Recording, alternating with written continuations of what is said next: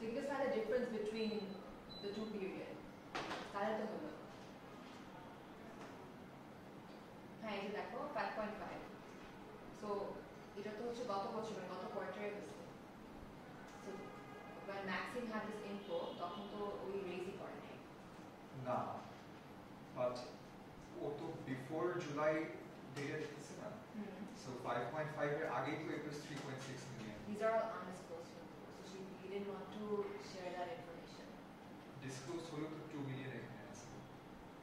You see why does it make sense? Maybe like that holiday. আচ্ছা so হ্যাঁ তুমি যেটা বললে ওভাবে করতে পারি sure আমি জাস্ট মানে ফর্মুলা দিয়ে নিয়ে আসছিলাম হ্যাঁ to see if it matches over. yeah so what's the issue then? Yeah, I'm The going to difference do is like analysis an issue. না the issue is এটা কিভাবে দেখাবো যে রাশিটা দেখা মানে let's say এই কলামটা just দিয়ে দিব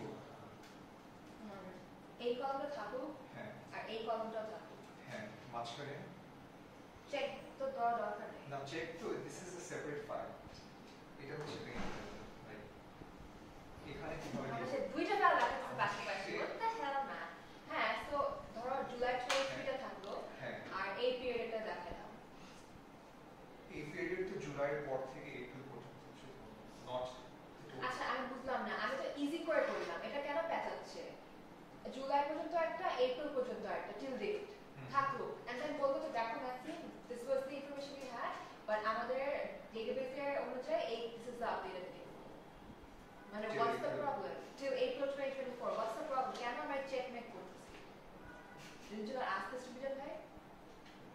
ভাই Maxine asked for data from July to April.